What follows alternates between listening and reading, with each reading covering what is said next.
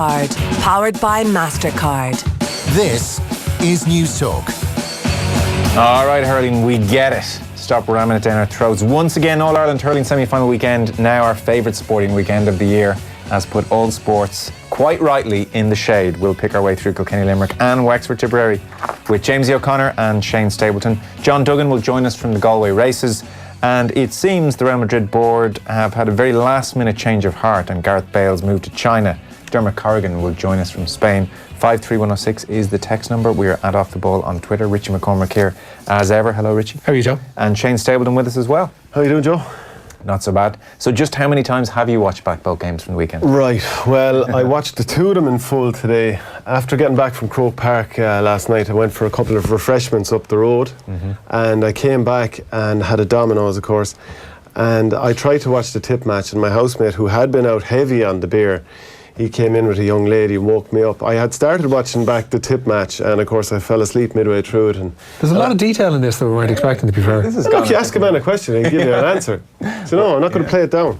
Okay. It was some weekend. Yeah, it really was phenomenal. Brian Cody. Brian Cody is my lingering takeaway from the weekend, followed very closely by Liam Sheedy, unable to move. There was some seismic internal ongoing thing at full time, and he was just blowing his cheeks out. It was sort of like a feral look on his face, wasn't it? Like, yeah, I think he was just trying to, how can I slowly vent this out rather than exploding? It's like, I thought he was almost in shock almost. It was phenomenal. But then Cody at full time, I was just thinking, this guy. Yeah, it's incredibly key. They're going to get up to the gates. The last people are going to get up to the gates of St. Peter's Gates, and they're actually going to be met by Brian Cody. Yeah. Wasn't there, like when you think of this weekend, wasn't there almost the last remnants of the Norman invasion about the whole thing in 1169 in Bannow Strand, and who could forget David McMurrough inviting in the Normans? I was just saying that to Richie this morning. So natural.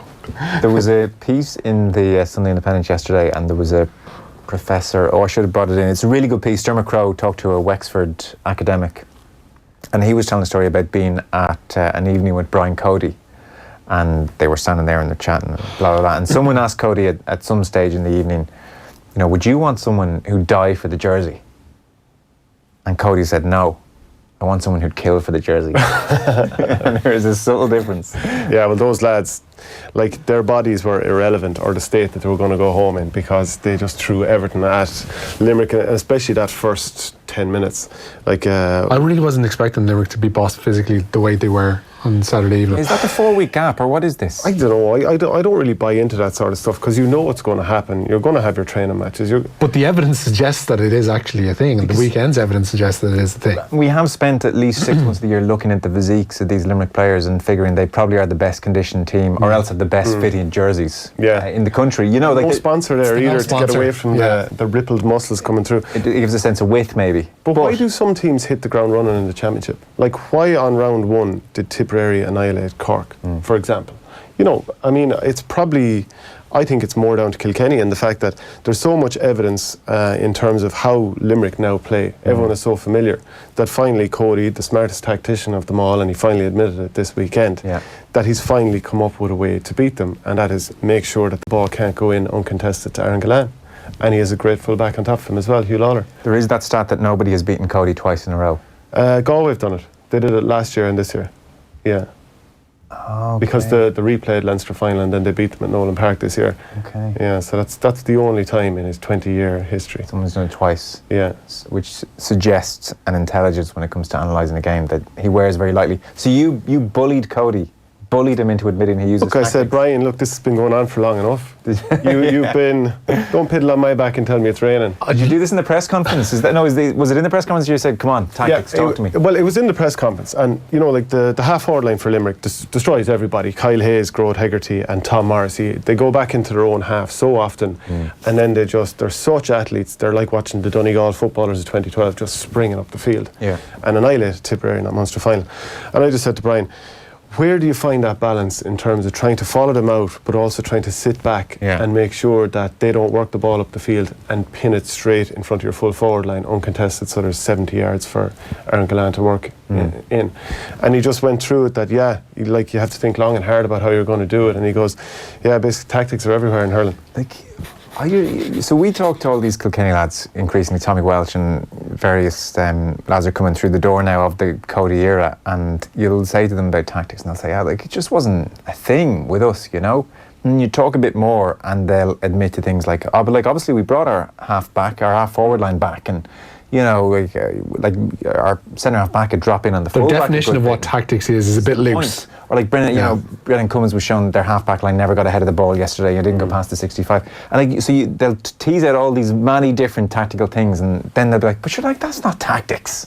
That's not tactics. That's just hurling. Like one of his backroom team, Mick Dempsey, one of his trusted lieutenants over the last 15 years, would say, he comes in from a football background of winning 9 Laois football titles, I think, with St. Joseph's, with I think he's head of like sports science or something like that, or was in Carlow IT. Yeah.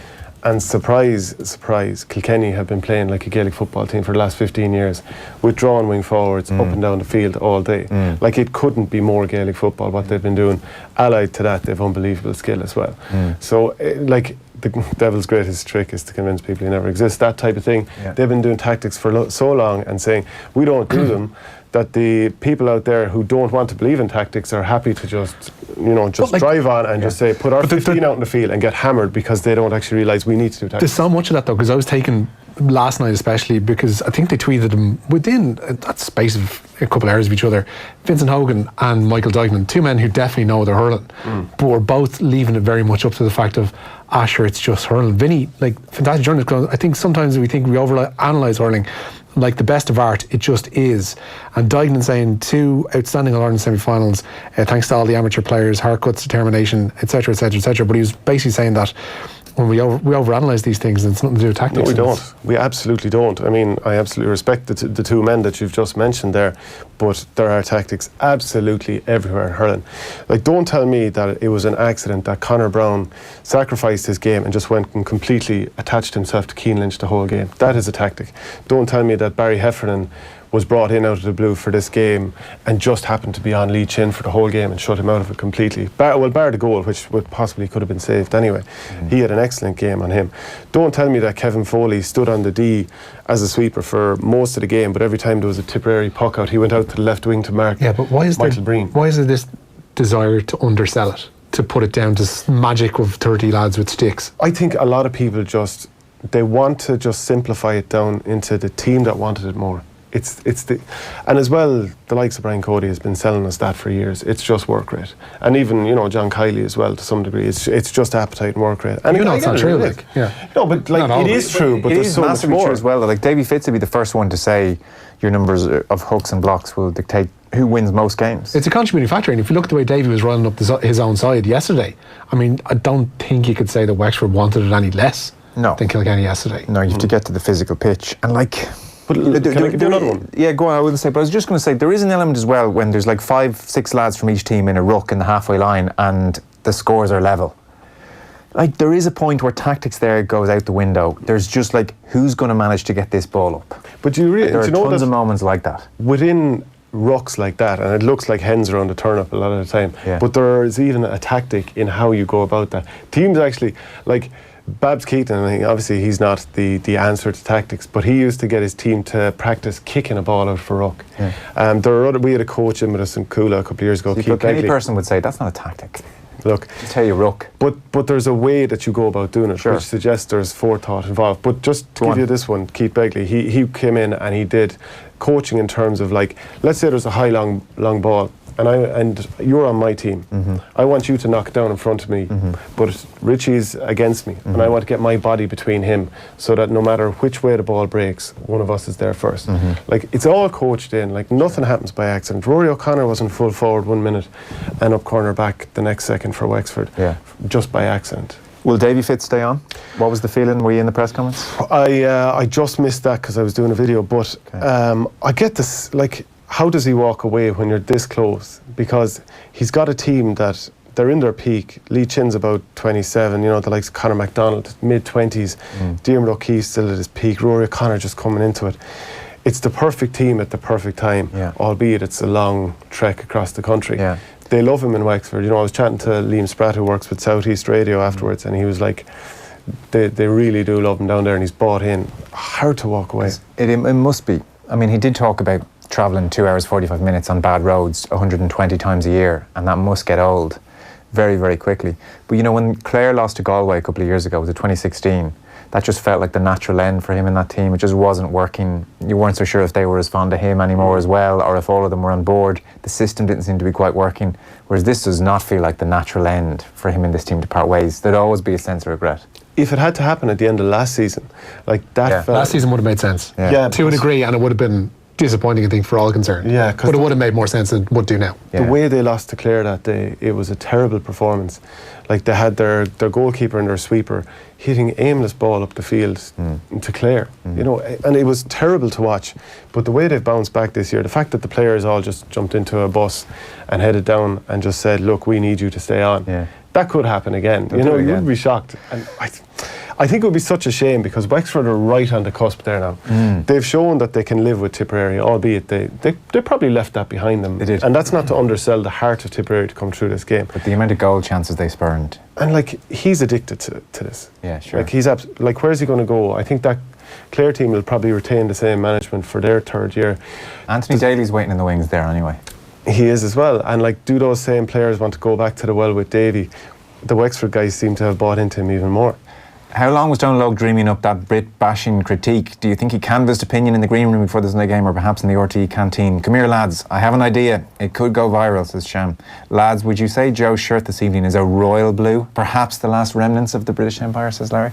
The texts are coming in. We'll touch on this later on. I think most people have seen this already at this stage, haven't they? If they haven't, here's a quick snippet.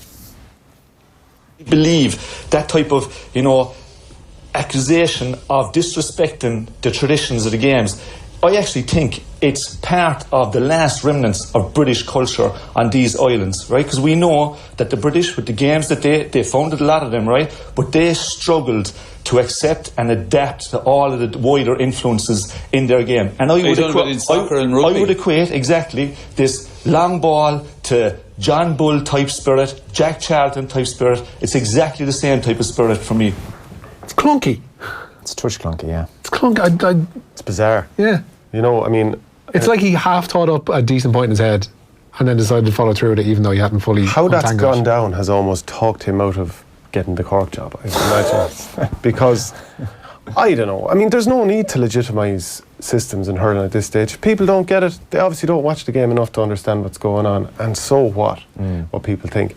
Derek McGrath made one point about how, they played with a lot of men filtering back in 2017 and that they scored hugely against... and Dan Shannon made this point on a live hurling show last year, that they scored hugely against Kilkenny 4-23 and then a huge score against Cork in the semi-final. But it was a little bit erroneous because it went to extra time against Kilkenny when they put up, a nice few scores at that point. They'd scored 2-15 in normal time. And against Cork in the semi-final, they scored 3-8 when Cork went down to 14 men. So a little bit erroneous. Waterford are a team that over the past 10 years have averaged 120. They're not a high-scoring team. But I just thought that was a little unnecessary, a little bit of grandstanding. It was a little bit clunky. Like, I understand why McGrath and Donald Cusack want to almost defend innovation and hurling to a point, because the quote-unquote sweeper system, and what an ill-fitting description for what Wexford and David Fitz did yesterday. Like, the sweeper aspect is the least defining part of it. It is total hurling and you've defenders popping up all over the place. Like, to just call it the sweeper system. Look what they scored. Yeah, 320. Look what they scored yesterday. How was that defensive? Now, Soccer is at a libero, the playmaking sweeper. Now, originally when it all started, you could argue it was far more defensive than its current version. So I get why initially people were saying, well, it's just one sweeper hitting a ball to another sweeper all day, and there were going to be some growing pains. The remnants of British culture was just too clever by half, really. Like, there is maybe a parallel to be drawn with, say, British football. Splendid isolation, we play football our way, and what's going on the continent with Cruyff and the lads and the various continental versions of football, we don't want to know about it. Like, Johnny Foreigner pitches up in the 90s and things start to change from a technical point of view then, and there has been, accelerated innovation, and communication changes that as well, but that's a parallel as opposed to saying it's from Donal remnants of British From culture. Donal Logue's point of view, if you're explaining, you're losing.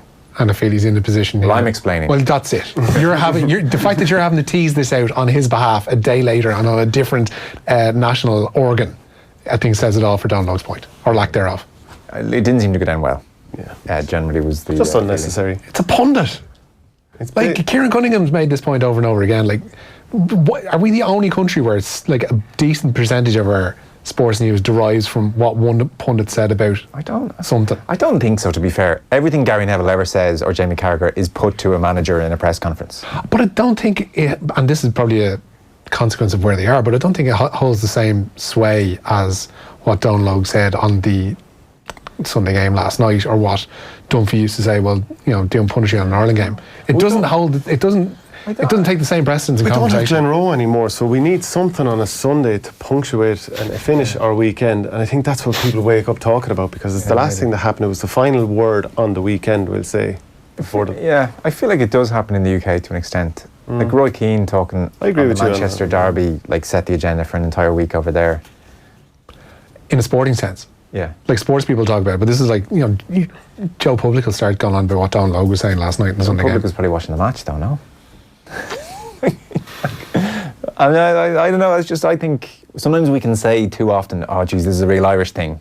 I'm not sure it is. I just think it's a thing. There's no one hates that. That's so Irish, more than me. Yeah. But I definitely think there's something in what Kieran says What there. sums it up is, like, I fully agree with what Donal Logue's saying. I just think there was no need to say it.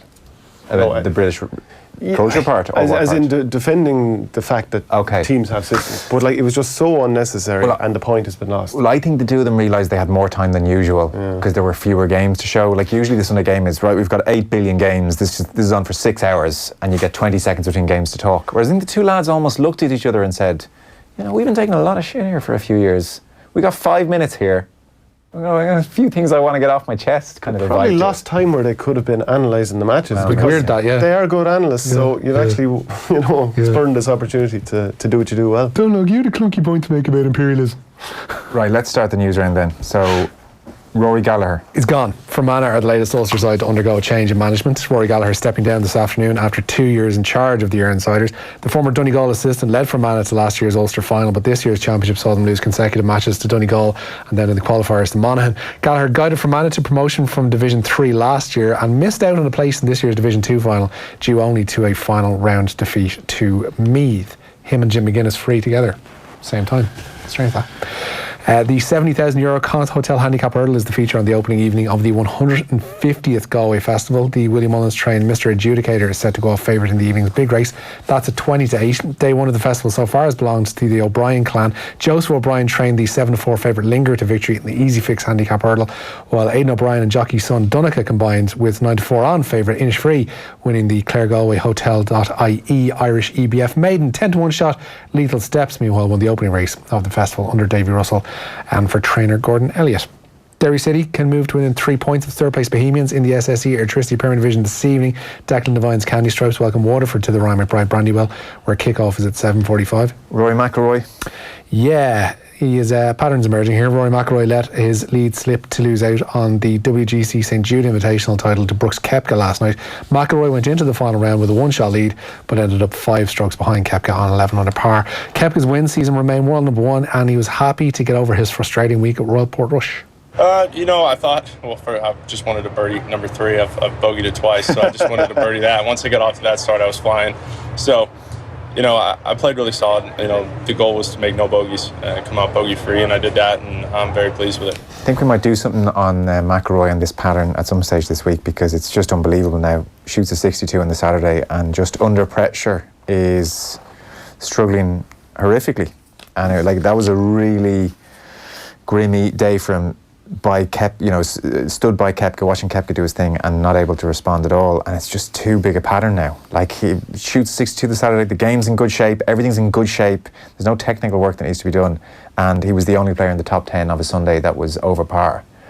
And we saw what he did on the first tee a week before, and this has been going on for about 2-3 years now. It's really worrying for him. Well, it needs an admission from him that there is a pattern and a problem there, because the constant that you see in these post-round interviews, especially on day 4, is, everything's fine, everything's grand. Is there any problems? No, not that I see. Does he look unhappy in his skin to you? I don't know what's going on. And even after Portrush, he said, I've learned a lot this year about preparing for majors.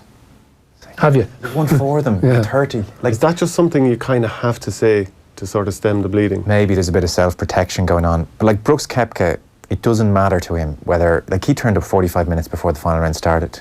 Can you warm to him? He's a bit robotic. The more I get to know him, the more I just love. The more you get to know him. I know he's one of the few that does good interviews now. Like he shot down JB Holmes last week for slow play. He's actually really mouthy within the golfing world. Doesn't say anything so extraordinary that, you know, it's going to stop you in your tracks at half time. And he's not going to download you. Yeah. You're not going to be like, hang on, you see what Brooks Koepka said? He's playing puke golf.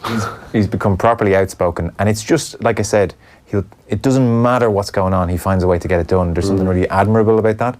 Whereas like Rory, you feel at the moment, is obsessing over whether or not he's arrived on the Monday of a tournament or the Wednesday, or whether he's eaten 3 hours before the round or 6 hours, or everything. You know, it's just obsessing with all this unimportant stuff. Listen to Cork Harrington too much, is he? Maybe. I don't know. But Koepka seems to just turn up and say, I don't care what happens here, I'm winning. That's kind of the vibe. And McIlroy could do with a bit of that.